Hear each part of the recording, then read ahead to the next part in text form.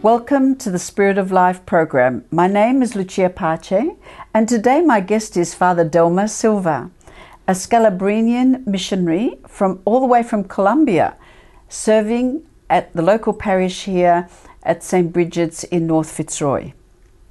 Hello, Father. Thank you for accepting our invitation to come. I'm looking forward to hearing your story. We haven't spoken before today apart from the phone, so it'll all be new and surprising for me. Father, before we go into your ministry as a priest, would you please, I'm always interested to know how your life was before the calling and then how the calling came.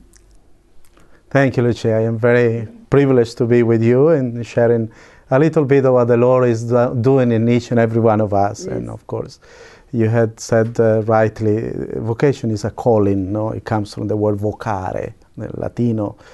So we do believe that if it is a calling, it comes when we are even in our mother's womb, like the prophets in the Old Testament. So talking about before and after is perhaps talking about how it developed, no, that calling. Yes. And but I was privileged to be born in a very religious family in a small town in Colombia in South America. And the small town was very religious as well, very good priests that we had, very good inspiration that we had in our own parish. And I became an altar server, and looking at those priests, really started to create in me a little bit of a willingness to enter the seminary and to dedicate my life to the service of the church as a priest. It evolved little by little, no? But meeting people who were God's presence in my life was, I think, the best thing for me to describe how the Lord was calling me. And of course, I can describe also my own family, especially my grandmother, a very religious woman, very faithful to the Holy Eucharist, to her prayers and devotions. And the environment of a small town in the middle of the mountains in Colombia, where everything is centered around the church, I think is very good. Only one school, so even those who were rich, those who were poor, everyone was going to the same school. And the church was important for the education. So walking with the liturgy and Ash Wednesday and Holy Week and Easter, we grew in that context, no? The school, the church, and of course practicing our faith. So it was in that context, and especially in the church as an altar server.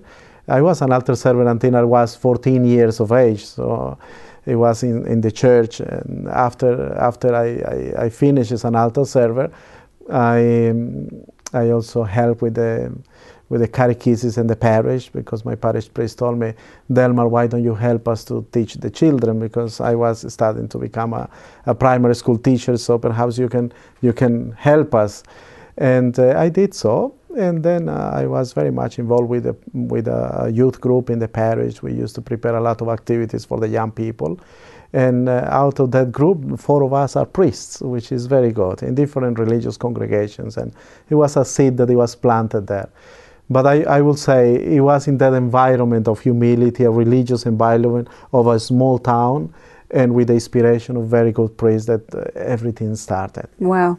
Father, I'm interested to know, you obviously had great role models in your family and also at school, and priests in church, and you were sort of cocooned almost in this environment, you know, this safe, sacred environment. Have you had any worldly experiences at all? Well, yes, we are in the world, and yes, the normal process of adolescence for all of us, no? But I think the environment of a small town was very secure, so perhaps some little drinking like that, but not in excess, no? And then I entered a seminary when I was 17 years of age, so I can say that I was not into vices or something like that. No, the Lord has protected me so far of those things. So I'm very grateful for that. That's a very unique and an unusual situation in today's world, even with priests that I've interviewed, you know, other priests. So that's a very unique, beautiful, blessed calling that you've had, obviously, Father. So were there any doubts at all, like whether you were being called to priest? Because you said you were going to be a primary school teacher. How did that, you know, knowing, that real knowing come to you that, yes, I'm going to be a priest, I want to be a priest? Yes, I think the inspiration to serve people was very strong, you know, but of course I was a child, and I was learning that it was going to be difficult for the sacrifices, not having a family, and especially because my vocation was a missionary vocation. So it was very clear for me that I needed a community as well. So I didn't want to become a diocesan priest because I knew how lonely priests could be. So I always had that image of some missionaries coming to our parish to help our parish priests. They were Capuchins and Franciscans. And they used to share a lot about their vocation stories and the way of living. So they used to tell us that they used to live in communities, so that they were brothers, they used to form fraternities, and that there is this family environment that was very good. Mm-hmm. So it was very clear for me that I wanted to be a missionary priest, and that the Lord was calling me to that service. Father, I'm interested also though, like did you have like personal revelations from God in prayer that yes, this is exactly where I want you as a priest? We're going to go to a break now, but I might take that up straight after the break. We'll see you back shortly.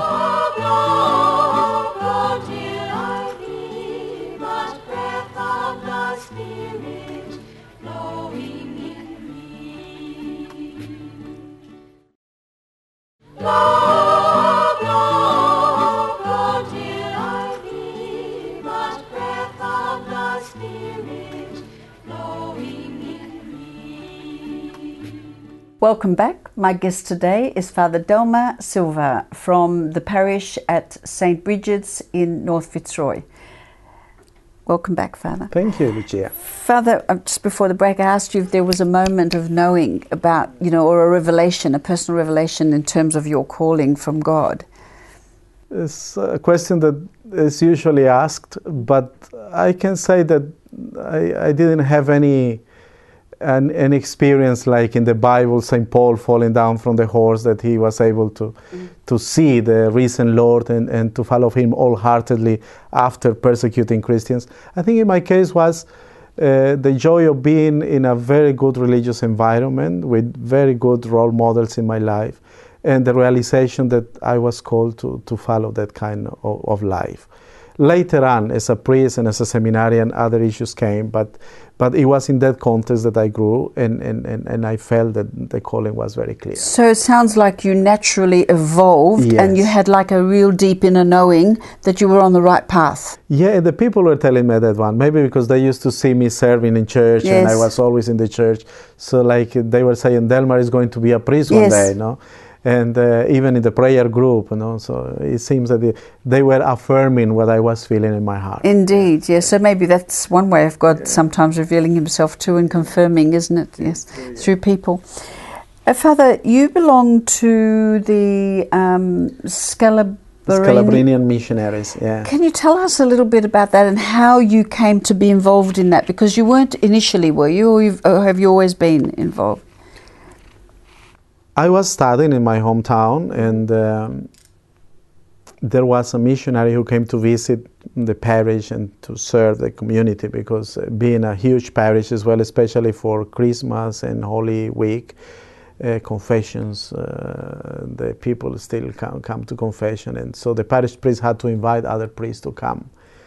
And he was a Brazilian missionary, and I was so inspired by him. Very simple man, very humble man, very powerful in his preaching. And because I was the youth leader, so I approached him, Father Alvirio Mores, and I invited him to preach a retreat for the youth group, and I was organizing it. And he came. To make it short, during the retreat, he was crying during the masses. And he was saying, at the end of the retreat, I will tell you why I have these tears.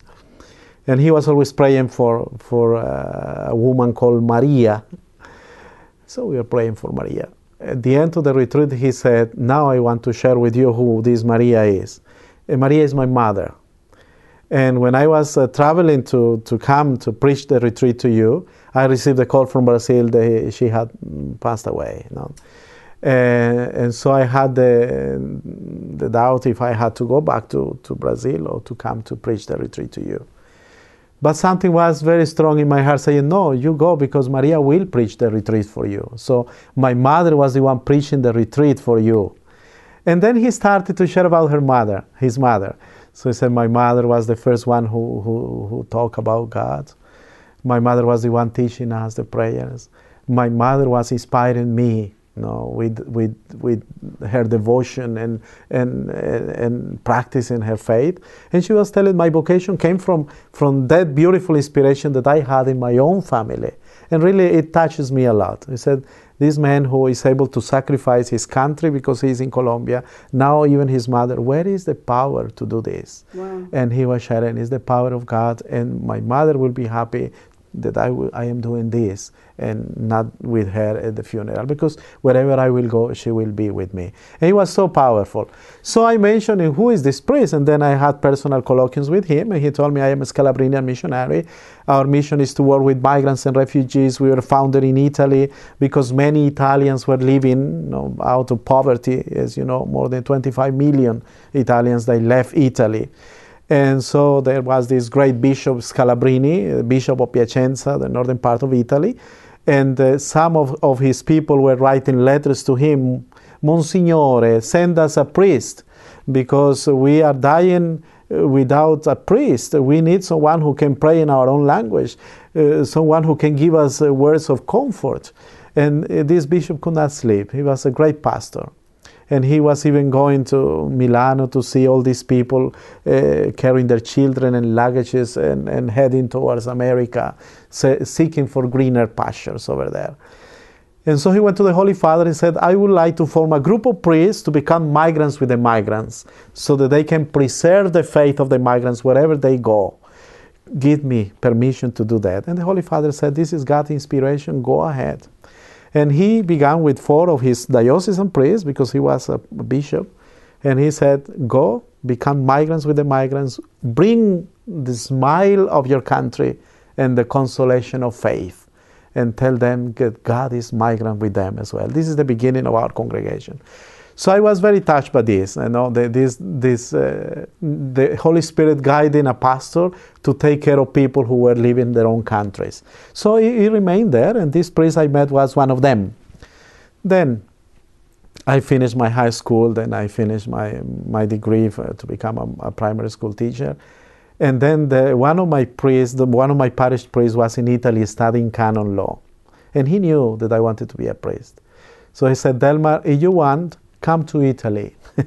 Come to Italy, I will pay the trip for you, and then I will help you. No, I was coming from a poor family. My mother was struggling to give education to the 4 of us. We are 3 boys and 1 girl, so I thought I was just going to teach, and that's all, and it will be my life, my vocation in teaching. But the Lord had different plans for me.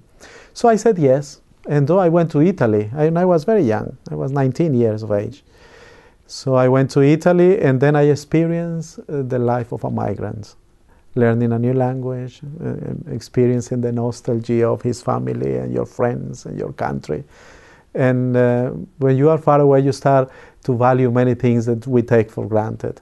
And then the words of this priest came back to me. Now I understand why there is the need of missionaries to take care of people who are far from their own countries.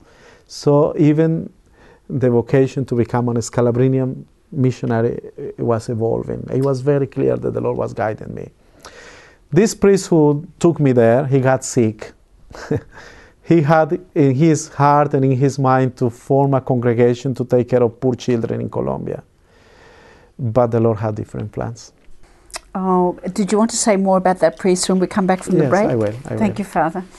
We'll see you back shortly after the break.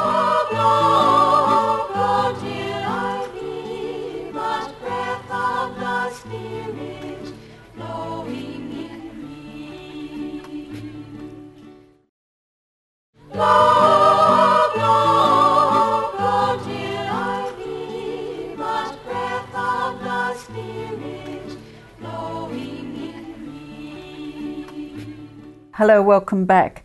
My guest today is Fr Delmar Silva, all the way from Colombia, but now serving as a parish priest at St. Bridget's in North Fitzroy. Father, just before the break, you were just introducing the fact that the priest that invited you to Italy had a challenge with health challenge, and take us up from that point. Yes, and then so he said, I had thought to begin a congregation to take care of young poor people in Colombia, and I thought of taking you on board in this project, but my health is not good, so you had to go back to Colombia, or you have to enter the seminary here, and I will continue supporting you.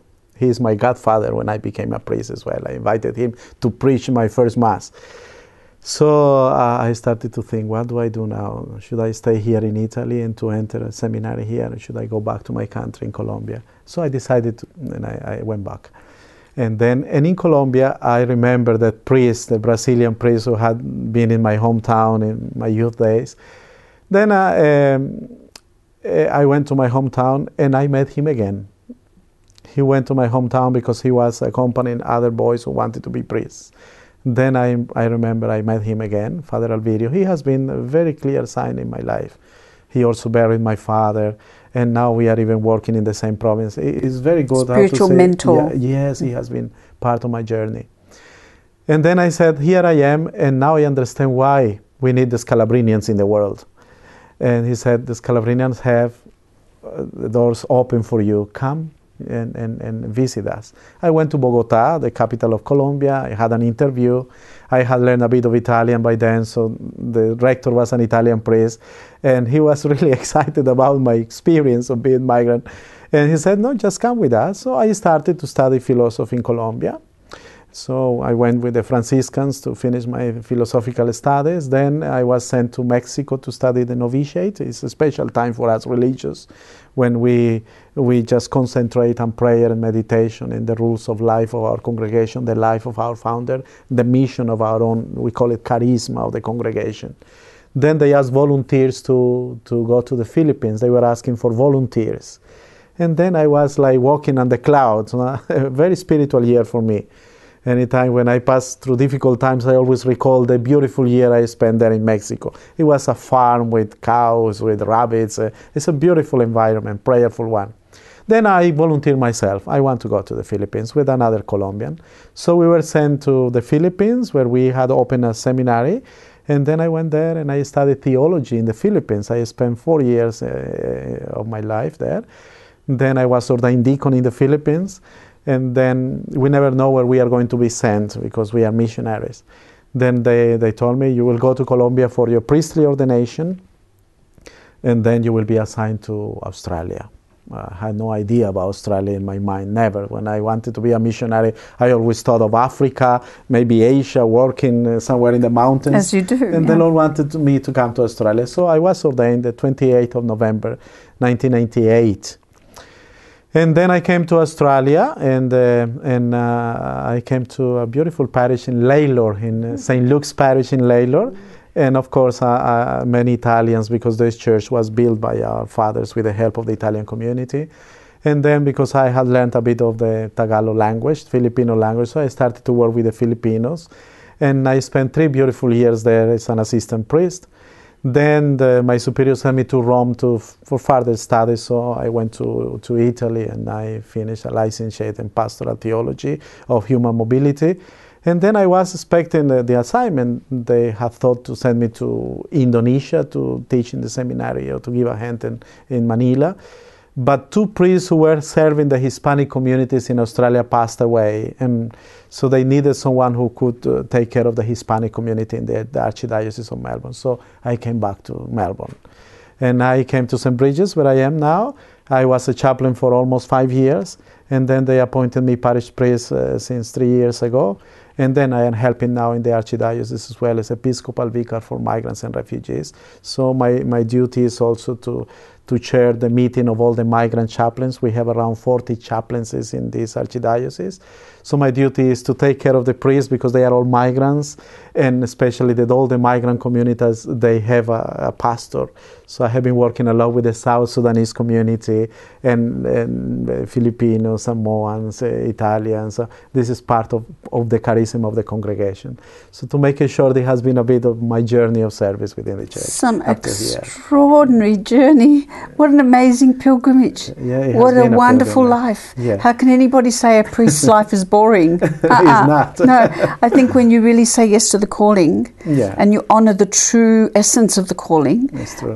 It's a life-giving life. It not is. only for yourself, but to all those you come across.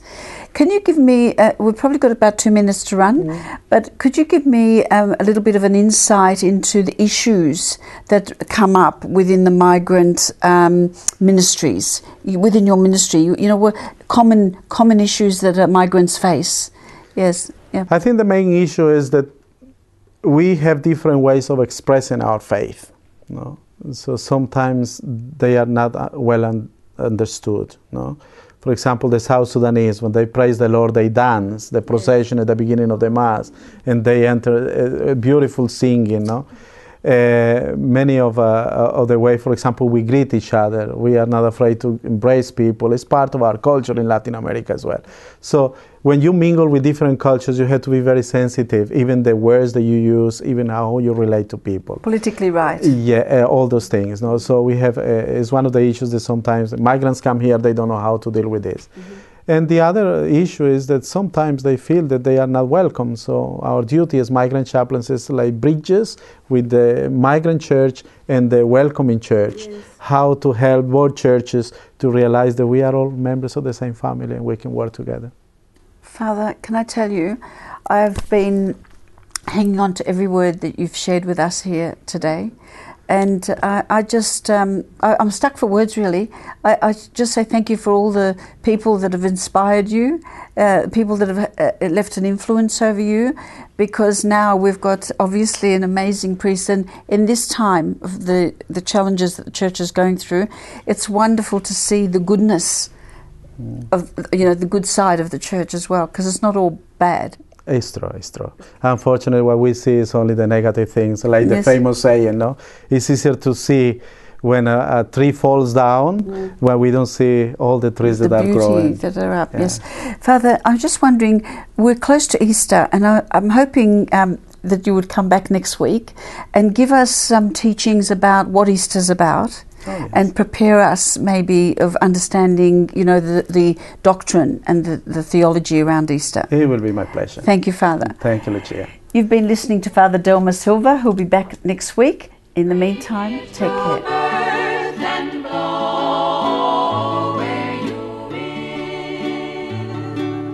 Blow, till I be but breath of the Spirit.